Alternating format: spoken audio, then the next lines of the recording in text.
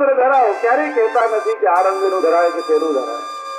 જે રીતે આપણે સેવા કરીએ એમ ઠાકોરજી ચૂપચાપ સેવાનો અંગીકાર કરી લે, તો ક્યારે બોલતા નથી.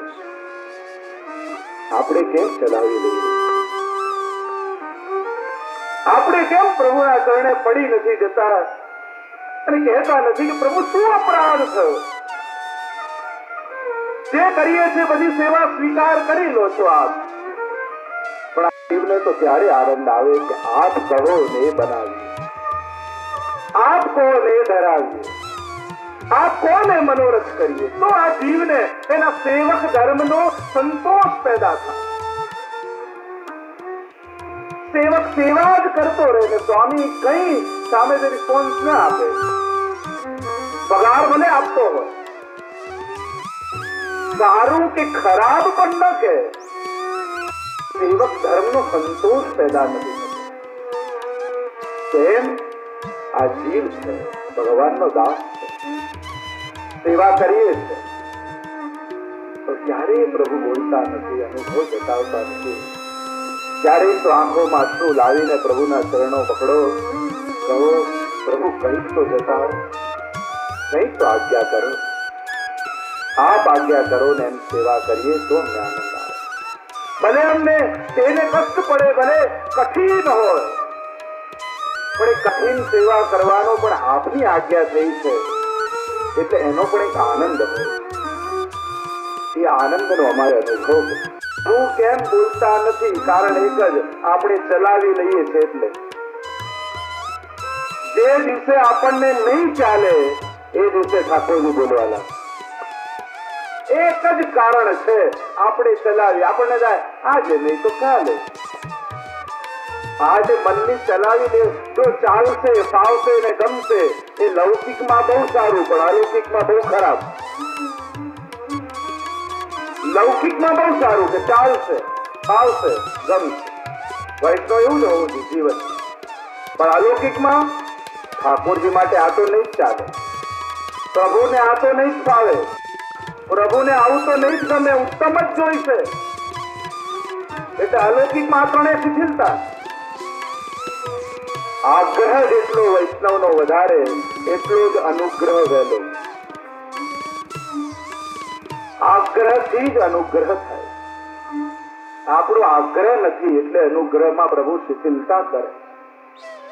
આપણને એમ થાય નહીં બોલે તો વાંધો નહીં, કાલે બોલશે, નહીં તો પરમ દિવસે બોલશે. ચલાવી લઈએ છે એટલે ચાલી રહ્યું છે. જે દિવસે નહીં ચાલે ને ચરણ પકડી લેશો એ દિવસે પ્રભુ બોલવાના. આ તાપનો માર્ગ છે.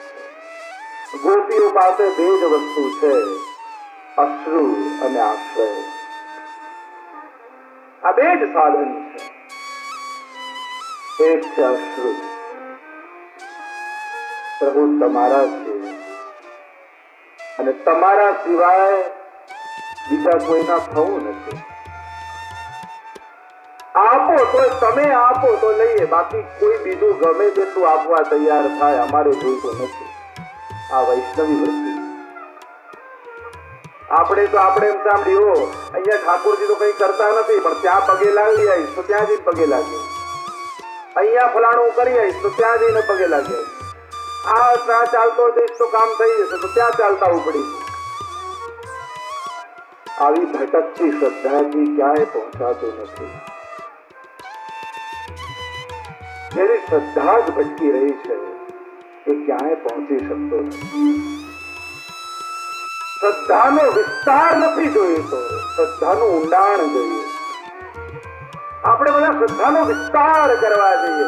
આ ચોપડી લઈ આવું, આ ઉપવાસ કરી લઉં, ક્યાંય તીર્થ કરવા જઈ આવું, ફલાણે જાય પગે લાગી આવું ને ક્યાંય ધજા ચડાવી આવું ને, આ શ્રદ્ધાનો વિસ્તાર વધારી દઈએ. પણ શ્રદ્ધાના વિસ્તારનું મહત્વ નથી, શ્રદ્ધામાં ઊંડાણનું મહત્વ.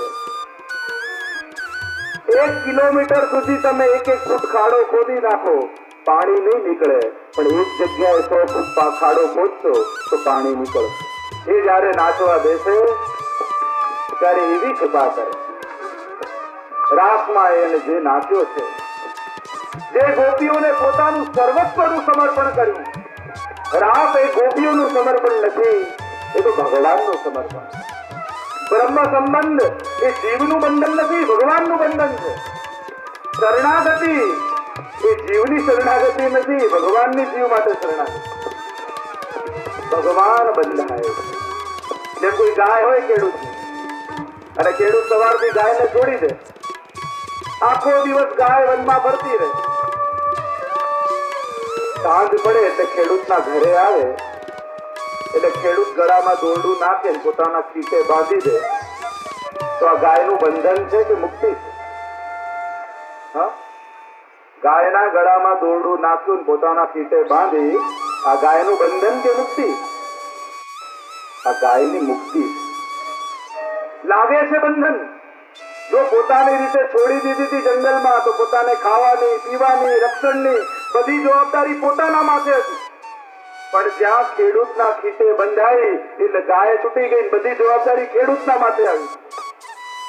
તો ખેડૂતના ખીટે બંધાવું એ ગાયનું બંધન નથી, ખેડૂતનું બંધન છે.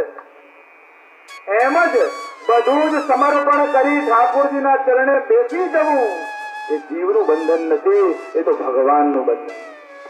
પ્રભુ બંધાય છે કે અહમ ત્વામ સર્વપાપેભ્યો મોક્ષયિષ્યામિ વાસુદેવ. અમે તો તમારી શરણે આવી ગયા, આટલું બોલો એટલે તમે છૂટા, ભગવાન બંધાય. એમને ચિંતા થાય કે આનું મારે કરવું શું? ક્યાંય ન બંધાવવું એ તો સ્વચ્છંદતા છે, અને એકના કીટે બંધાવવું એ જ સ્વતંત્રતા છે. તો એકના કીટે બંધાઈ જાઓ એટલે બધી જવાબદારી એના માટે, તમે સ્વતંત્ર થઈ ગયા.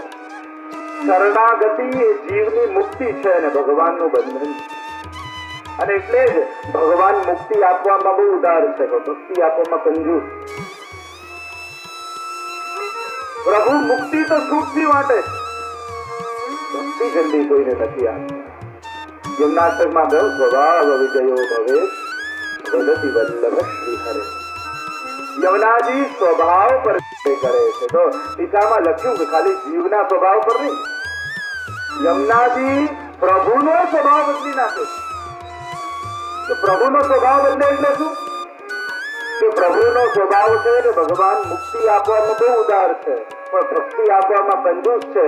એટલે યમુનાજી ભગવાનનો સ્વભાવ બદલી નાખે એટલે ભગવાન ભક્તિ આપવામાં થઈ જાય. કંજૂસી એટલા માટે જ કરે છે કે જે ભક્ત થાય એની તો પાછળ પાછળ ભગવાને જવું પડે. એટલે ભગવાન બંધાઈ જાય, મુક્તિ આપે તો ભગવાન છૂટા થઈ જાય. મુક્તિ એ જીવની મુક્તિ નથી, ભગવાનની મુક્તિ છે.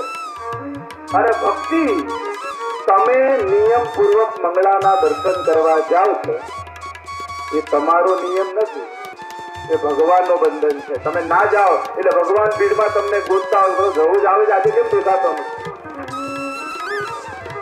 આપણે એમ માનીએ કે 10 મિનિટ બંધાઈ ગયો, એમ ન વિચારો. એમ વિચારો 10 મિનિટ હું સંસારમાંથી છૂટું છું. વિચાર શુદ્ધ રાખ, વિચારની ગતિ યોગ્ય રાખ. 10 મિનિટનો મંગળાનો નિયમ છે તો એમ નહીં વિચારવું ત્યારે હવે તો બંધાઈ ગયા, હવે તો છોડાય નહીં નિયમ. ઊંધું ના વિચારો, એમ વિચારો કે 10 મિનિટ સંસારમાંથી હું મુક્ત થાઉં. નિયમ લીધો નવ યમનાષ્ટકનો, તો એમ નહીં વિચારું કે હું યમનાષ્ટક સાથે બંધાઈ ગયો. એમ વિચારો અડધો કલાક હું લૌકિક માંથી છૂટ્યો. જો ન કરત તો કંઈક લૌકિક જ વિચારસ ને કંઈક લૌકિક જ બોલત.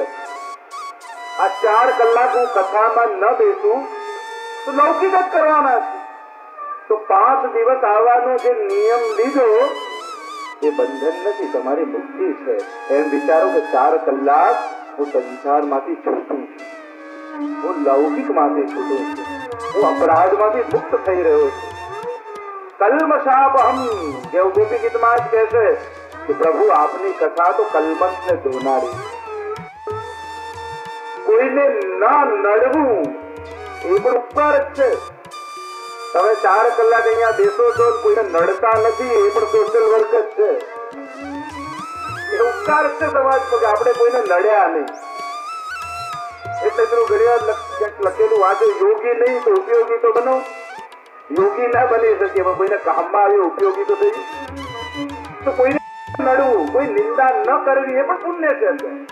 ગુણગાન એ જ પુણ્ય હોય એમ નહીં. કલિયુગમાં તો નિંદા નહીં કરવી એ પણ પુણ્ય છે. કોઈને પાડવો નહીં એ પણ સત્કાર છે.